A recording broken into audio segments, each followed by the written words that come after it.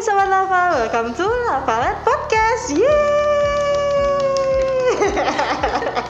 Nah, di podcast kali ini saya udah kedatangan seorang wanita single, ya acaranya ya biru jodohi loh. Nah, oke. Jadi, siapakah wanita single di depan saya ini? Wanita single? Tunjukkan pesonamu. Kenalan dulu sama Sobat Lava. Halo, perkenalkan nama saya Mega dari Unisarpra. Asik. Yeay. Jadi sudah ketahuan ya siapakah gerangan. Beliau adalah Mbak Mega, tapi biasanya sih panggilan akrab kita tuh Ibu Mega. Ibu Pandai capek. Iya. Ibu Mega yang capek. Iya, apa kabar Ibu Pandai capek? Alhamdulillah Ibu Mega. Ibu Mega sehat ya. Alhamdulillah baik, alhamdulillah. Ibu Mega. Iya. Enaknya kita ngomongin apa nih? Nah, apa ya? Jangan gibah loh, jangan gibah Apa kalau ya? gibah, nggak boleh kayak gitu. Kayaknya lebih menarik gitu ya. Mengurangi dosa. Siap. Ya. Mengurangi dosa, menambah dosa. Menambah dosa. Saya dari mengurangi dosa ya. Yang nikmat-nikmat. Nah, jadi Ibu Mega ini adalah kasling ya. Jadi kesehatan lingkungan. betul, kesehatan lingkungan dari Rumah Sakit Lavalet. Dan sekarang ada di Unisarpras nih ya. Iya, di bawah Unisarpra. Baik, mungkin Sobat Lava ada pria single di luar sana.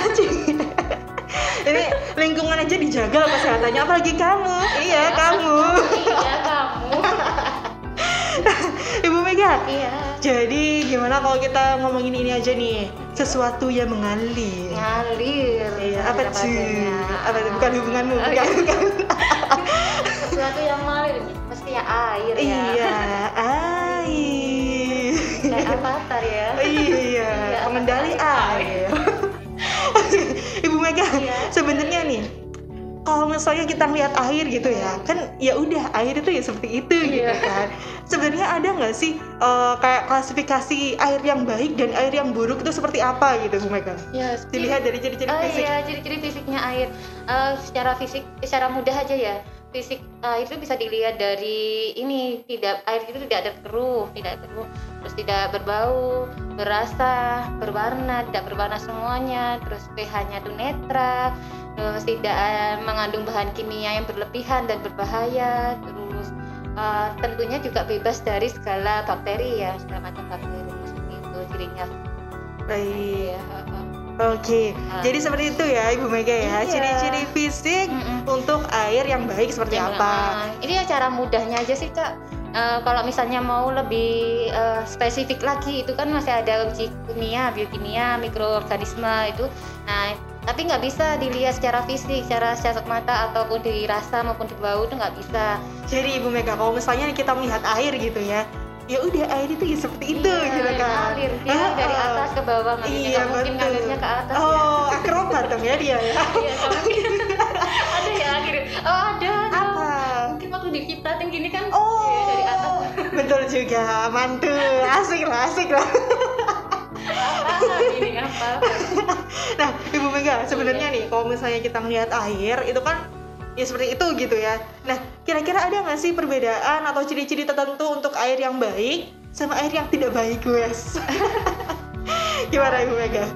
Untuk bedain secara kasat mata aja ya Kak ya, secara fisiknya itu air itu bisa dilihat dari air tidak keruh, airnya tidak bau, tidak berwarna, terus pH-nya netral, tidak mengandung bahan kimia yang berlebih dan berbahaya, terus yang pastinya bebas dari segala bakteri.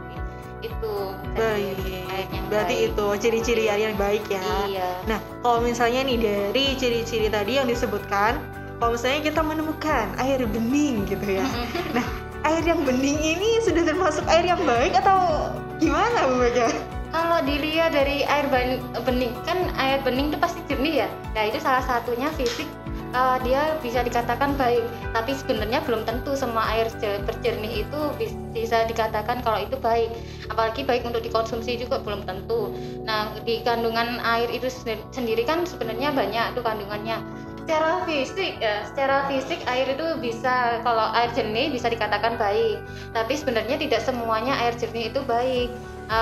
Mungkin bisa di dalamnya itu ada kandungan bahan kimia yang berlebih dan bisa membahayakan tubuh, apalagi kalau itu dikonsumsi ya.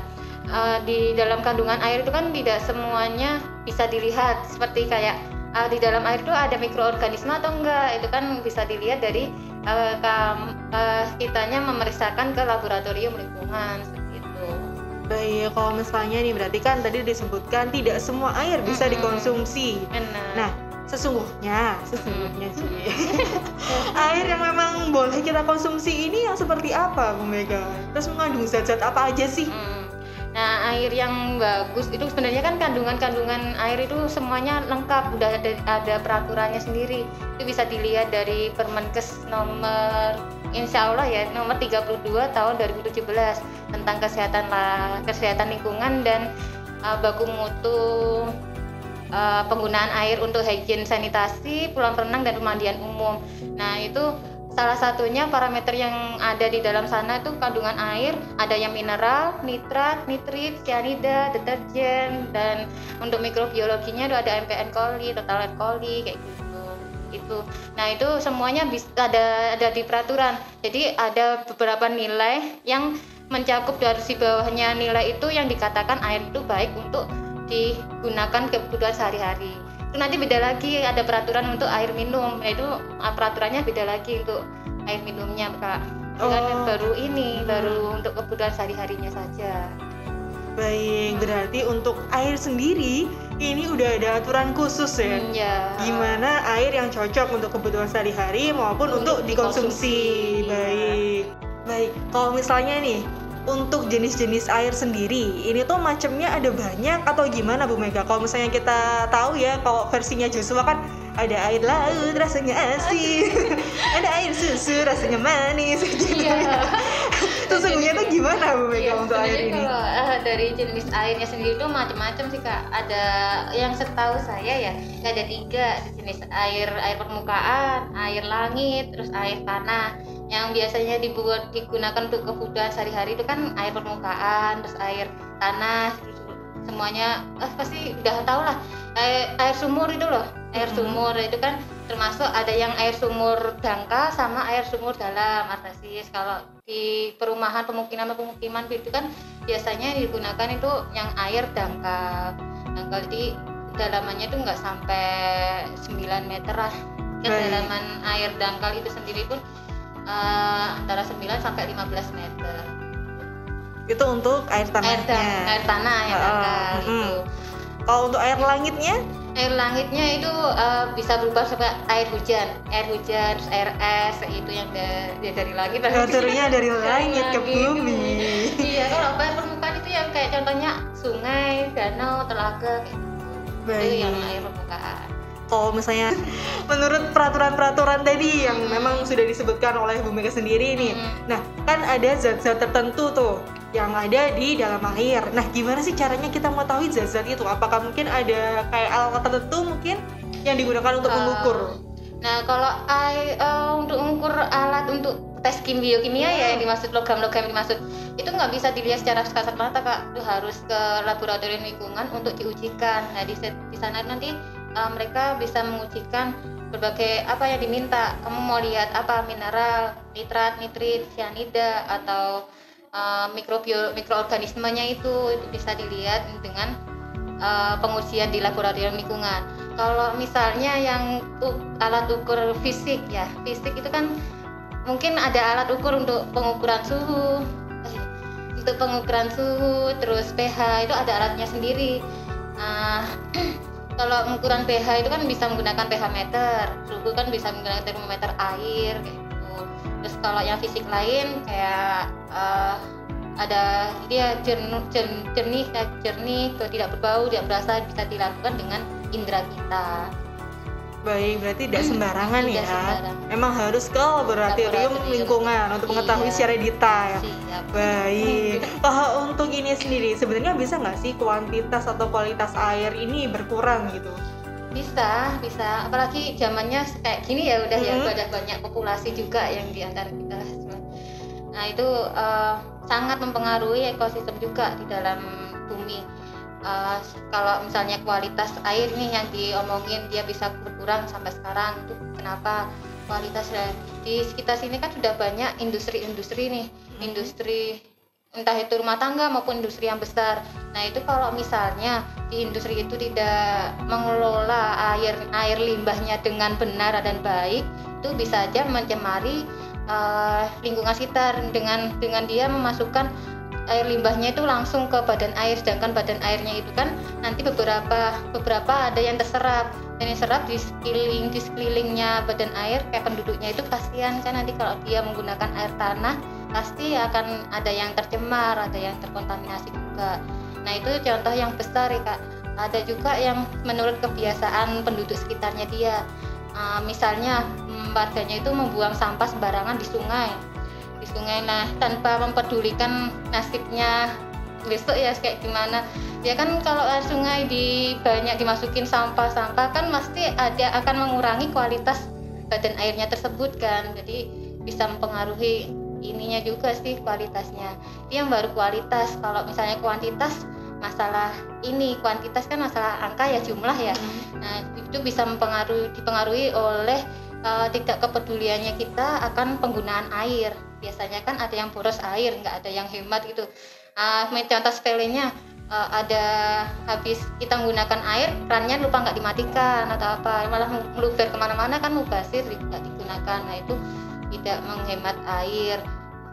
Selain itu juga mungkin kepeduliannya orang-orang, kalau misalnya ada keran bocor atau apa itu tidak segera di maintenance, itu bisa malah kuantitasnya juga semakin membuat air menurun jumlahnya. Selain itu juga kurangnya RTH Kak, ruang terbuka hijau. Sedangkan ruang terbuka hijau itu fungsinya sangat bagus loh untuk ini. Dia kan fungsinya untuk menampung air hujan. Nah, air hujan itu terserap oleh tanah. Tanah itu nanti akan disaring secara alaminya mereka secara alaminya tanah untuk memfilter airnya itu, yang nantinya akan digunakan sebagai air tanah untuk pemukimannya warga, seperti itu. Baik, berarti banyak faktor yang mempengaruhi, terutama kepedulian kita sebagai pengguna pasti ya. Baik. Ya, tadi kan udah dijelaskan nih ciri-ciri air ya Bu Mega ya, ada yang tidak berbau, terus banyak sekali tadi yang disebutkan. Mungkin bisa dijelaskan satu-satu nih, karena mungkin Sobat Lava di luar sana, di luar sana yang menonton kita mungkin kira-kira seperti apa gitu, karena kan kalau jernih ya sudah, kadang air di kamar mandi juga sudah jernih gitu kan. Mungkin bisa jelaskan Bu Mega. Ya mungkin kalau dimaksud airnya jernih tidak keruh itu kan ya jernih bening gitu ya, nggak ada partikel satupun. Itu mungkin kasat mata dia tidak ada partikel yang melayang-layang atau apa kan. Biasanya kalau dilihat secara seksama nih pasti ada partikel-partikel putih yang kecil yang ikut terlarut dalam airnya itu, padahal sebenarnya kan dia itu kan kayak unsur debu tanah itu kan. Debu tanah itu kan yang bisa menyebabkan ada beberapa bakteri yang masuk ke dalam sana, ke dalam airnya itu. Nah itu yang bisa menyebabkan keruh yang terlihat jernih. Gimana ya bahasanya? Tapi jernih, jernih tapi keruh. Iya. Muter-muter aja ya gitu. Terus kalau yang tidak berbau ya tidak ada baunya sama sekali. Terus kalau misalnya yang tidak berasa, dia memiliki rasanya tawar, seperti air kita yang minum itu nggak ada rasanya sama sekali ya, kayak air mineral biasa seperti itu. Tapi kalau misalnya terlihat dia berasa kayak agak pahit atau apa, itu kemungkinan alkalinya yang tinggi ya. Sebenarnya kan juga banyak yang bilang juga air yang mengandung pH yang tinggi dan bersifat basah itu yang baik untuk ke tubuh kita. Sedangkan tubuh kita kan cenderung ke asam ya, jadi kebanyakan orang kan memilih untuk meminum air alkali. Pernah dengar nggak sih? Pernah. Nah itu juga untuk sebenarnya kalau air yang bersih yang baik ya pH-nya netral, tapi kalau bagi kesehatan mungkin yang bersifat basah yang lebih baik ya itu pH apalagi ya yang kayak macam-macam zat kimia yang berbahaya dan berlebihan itu semakin udah tahu kan ya, zat kimia kan memang buruk ya bagi kesehatan, tapi kan ada beberapa logam yang baik juga untuk tubuh kita, dan tapi itu semua juga udah ada baku mutunya, udah diatur dalam Permenkes juga.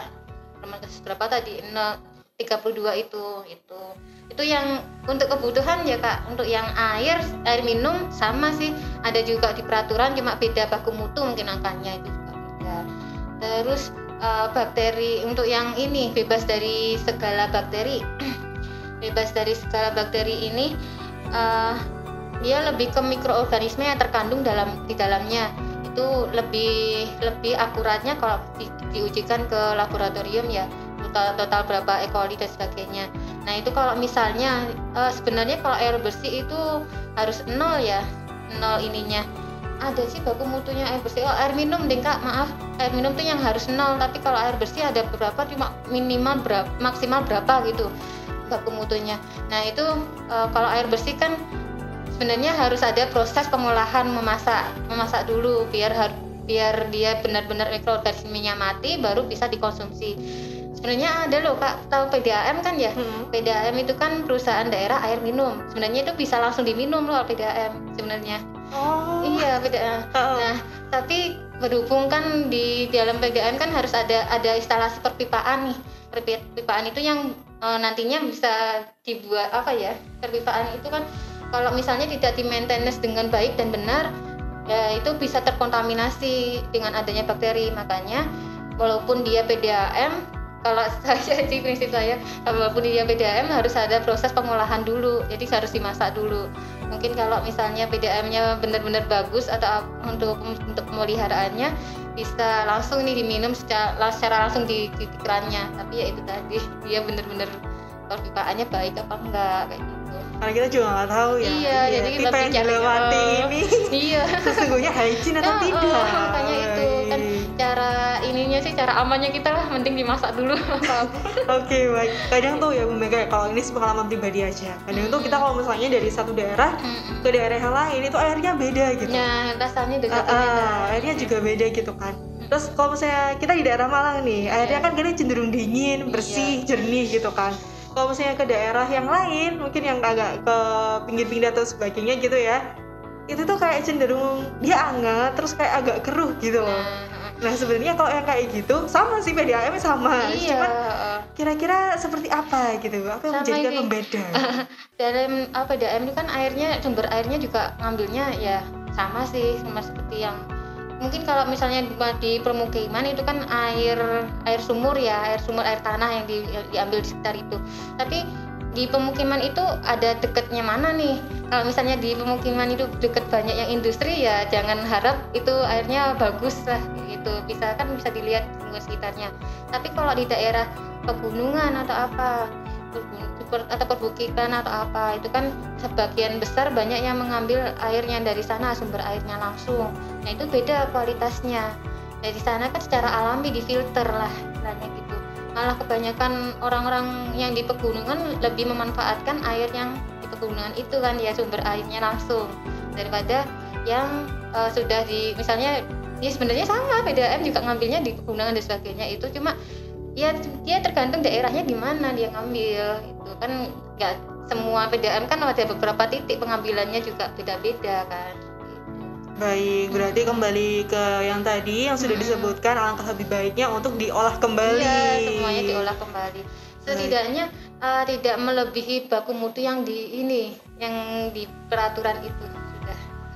Baik, tapi kadang kan kalau misalnya kita nih masyarakat ya kan nggak tahu gitu baku mutu itu seperti apa, terus tarafnya itu sampai di mana gitu kan, nggak ngerti juga gitu kan.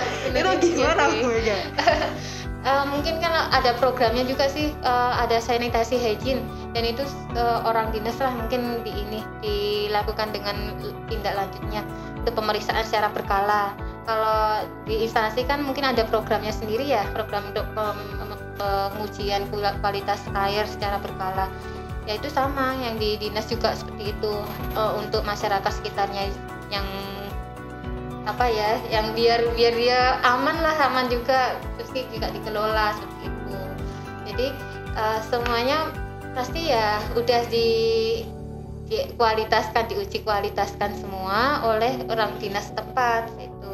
Jadi nggak usah khawatir kalau misalnya airnya nggak ada keluhan iya aku habis minum ini kok diare, kok ngancret atau apa, selama dia itu bagus untuk kesehatan ya nggak usah ragu, dipakai aja seperti itu. Baik, berarti pada dasarnya pasti sudah memenuhi Iya, standar memenuhi dari standar masing-masing semua. daerah ya pastinya. Iya. Baik. Kalau ini pertanyaan yang terakhir ini Iya. pertanyaan yang amat sangat menentukan ini Bu Mega. Tolong dijawab dengan baik Bu Mega ya. Tolong. Pertanyaannya adalah apakah saya cocok bekerja di air? Jadi apa? Jadi apa? Apakah saya cocok bekerja di air? Jadi perairan, kelautan. Jangan ke laut. Jadi ahli primbon ya. Jadi kan sering jadi ahli primbon loh. Iya, air ya. Macam-macam ya. Jadi air. Oke. Avatarnya ya. Oh baik. Oke Bu Mega, terima kasih atas waktunya. Sama-sama, Terima Ibu Panda. kasih. Iya. Kapan-kapan kesini lagi ya, jangan kapok ya. Oh iya. Makasih. Aku lebih prefer nanti pasti. Nah, jadi nih, kalau misalnya mungkin kesimpulan ya, atau mungkin pelajaran yang dapat kita ambil dari perbincangan kita yang hot banget ini ya. Nah, jadi mungkin sebagai masyarakat kita harus peduli terhadap lingkungan sekitar, terutama air. Karena kita kan membahasnya tentang air nih Iya. Bu Mega ya. Jangan sampai kita ikut andil untuk mencemari. Nah itu maksudnya. Baik. Airnya kan untuk kebutuhan kita semua ya, bukan cuma perorangan lah. Iya. Semua orang itu butuh kan. Kalau misalnya kita nggak ada air juga Iya, nggak gimana? bisa. Baik. Masukan hidupnya malah terhambat ya. Baik. Nah, seperti itu Sobat Lava ya. Jangan lupa untuk like, share, subscribe, and comment. Sekian podcast kita kali ini. Dadah.